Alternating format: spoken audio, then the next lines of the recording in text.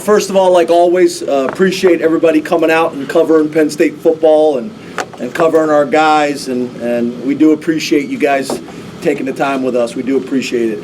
I think the first thing that kind of comes out is something in the games that we have been successful. It's a similar storyline. We dominated what we call all the critical statistics. So drive start battle, we won. The turnover battle, we won.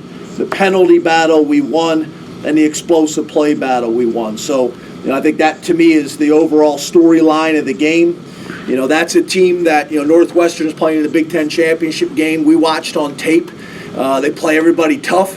Thought that they've been playing really, really good on defense. Some guys that jumped out to us today. Micah Parsons continues to do some good things for us.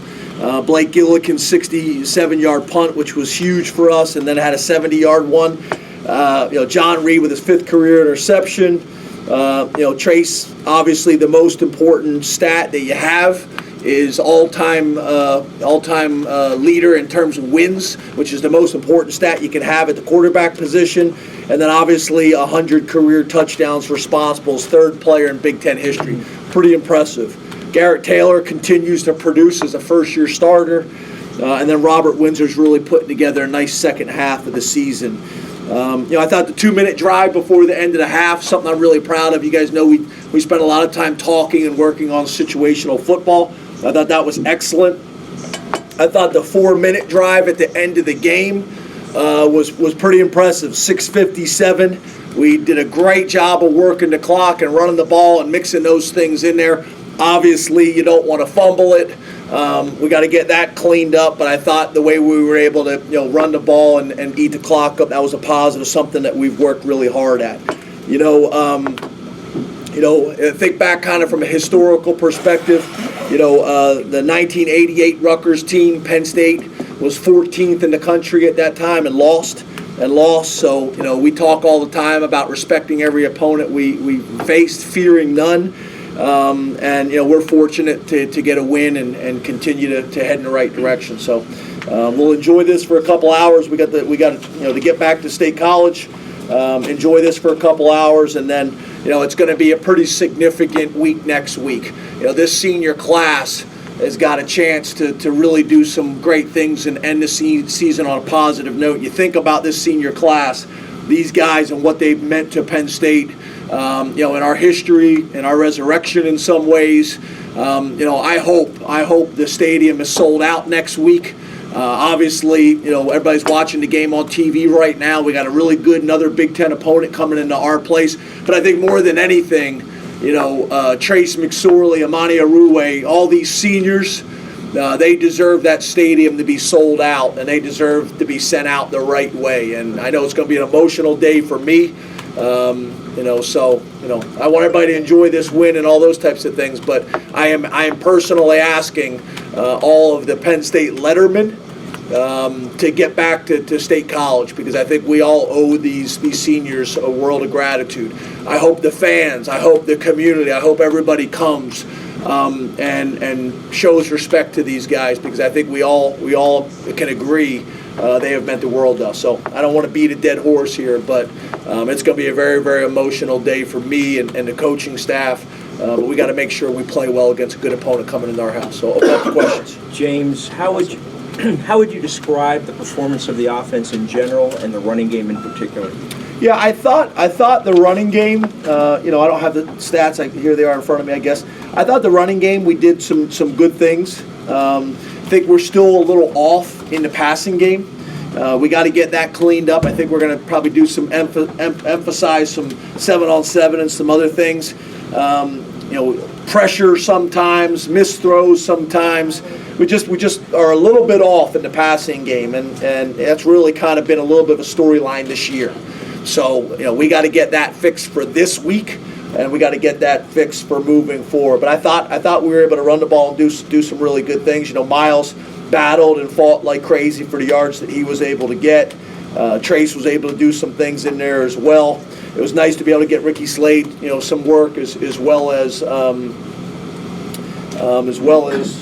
thank you very much, Journey Brown. I'm getting old. It was good to get those guys on the field as well. But yeah, were just a little bit off. But that defense, we'd seen it on tape. They played everybody tough. We knew that was going to be a situation. We felt like we had some opportunities with our defense against their offense, and we were able to do that. So we got to get better in the passing game. And I actually think the better we get in the passing game, will actually open up the runs for us a little bit more too. You just said that next week will be emotional, and it certainly will. Other games this year have certainly been emotional. This wasn't. And do you do anything during the week, knowing it could be an emotional valley week, to try to address that, or you just let it go the way it goes? Yeah, no, I don't think it's going to be emotional the week of. I think it'll be emotional for me when those seniors come running No, I'm talking out. about today. What did you do earlier this week, knowing that this wouldn't be an emotional game? And it wasn't. They were flat in the first half. Not a very emotional performance, I would say. I don't know what you would say. Go ahead. I love your questions. Yeah. Statements? Are they statements or are they questions? Well, I'm not sure. you tell me if I'm wrong. That's what I'm saying. Yeah, I don't know if I necessarily saw it that way. When we watched these guys on tape, we had a lot of respect for them on tape. We had a lot of respect for on tape and how they played and how hard they played. We didn't feel like we were going to come in and this was going to be an easy game for us. We thought it was going to be a battle. Like I said, the Northwestern, who's playing in the Big Ten championship game, I think it was 14-18. So we saw these guys trending in the right direction, playing hard.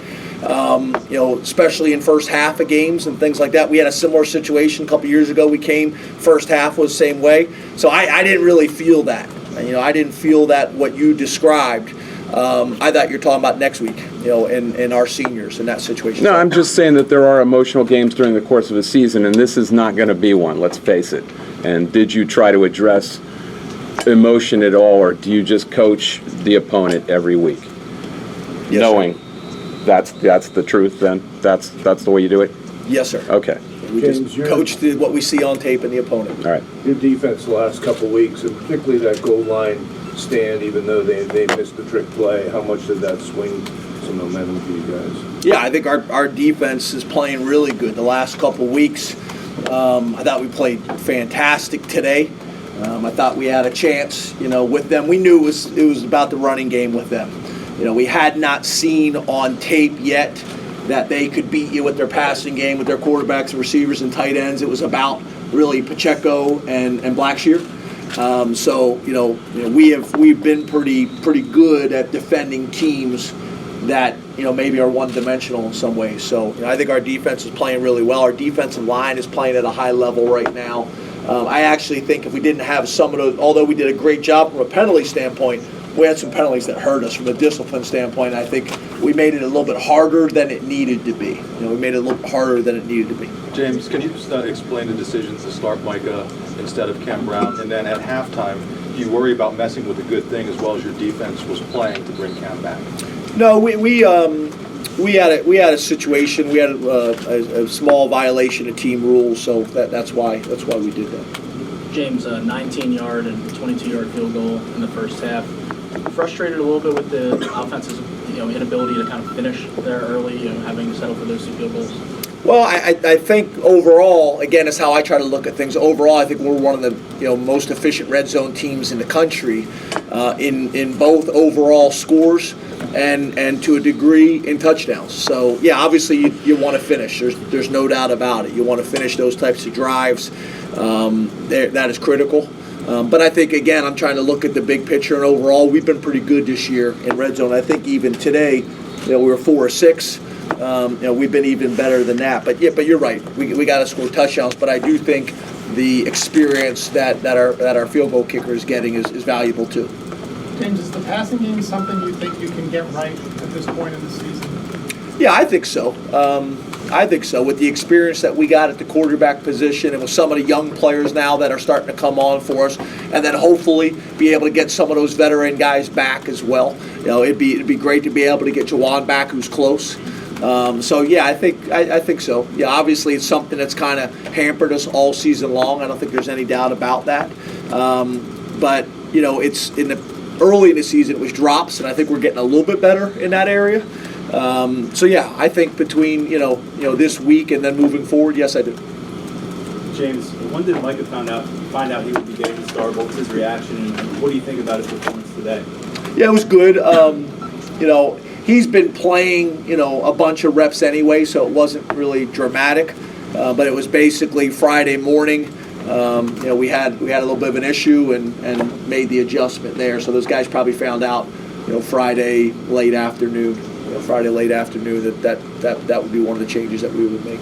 James, you and Sean Spencer have talked about Kevin Givens playing very well. Is there anything you can pinpoint the last few weeks that he's done, or specifically for him to turn the corner a little bit? Yeah, I wouldn't say turn the corner. He's just doing his job. It probably isn't flashy, on the stat sheet, but a lot of the things that he's doing is allowing our linebackers to make the plays that they're making. It's allowing Windsor to get into some one-on-one situations. It's allowing our defensive ends to get into some one-on-one situations. So I think he warrants a lot of respect from what people see on tape. And then I think the other thing is, like I said, just doing a great job of really being disciplined and holding his gap, which, again, isn't always flashy, but it is critical to our success on the defensive side of the ball.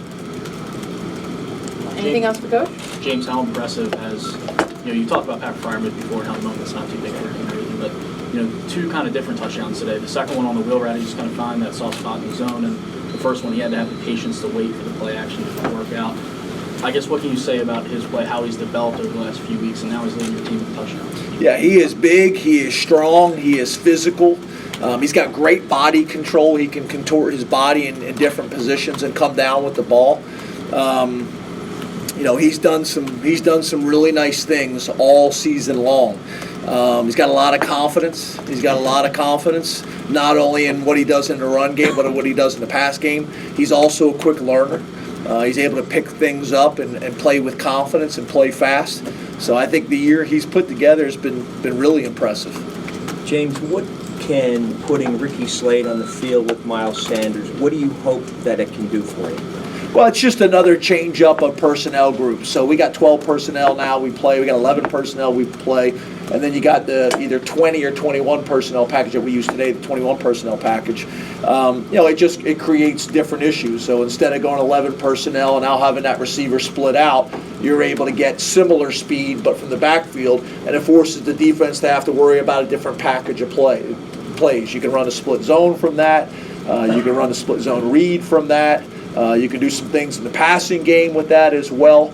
So it's just another wrinkle. We're really running the same plays, but with a different personnel group. And then I think what you saw too is with the production of our tight end, especially Fryermuth, that's why we went 21 personnel with 2 backs and 1 tight end still on the field. And we really did it from a 20 personnel set where we're usually 3 wides and 2 backs. So part of that is what our tight ends have been able to do.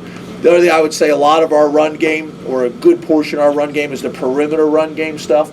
So it allows us to get a bigger body in the slot, blocking that field backer and things like that. So that's helpful too. Last question? James, do you expect Pat Fryermuth to be this valuable to the passing game at this point in the year? Yeah, I think it's hard to say that a true freshman that you ever expect this from. And let me say this too. I mean, we got a lot of confidence in Bowers and Dalton and Holland as well. That's a really good group. But he's playing at a very, very high level. And I think that also kind of speaks to it, is it's not like he came in here and we had a hole, in the roster and we're forced to kind of play him into action. He's earned it. He's earned it the hard way. Come in and compete with guys that are already there and experienced guys that have played some ball for us. So I think that makes it even more impressive because like I already mentioned, our staff feels very strongly about those other tight ends as well. So it's a good group. Thank you, Coach. Thanks, guys. Appreciate you. Players down on the field. What you got?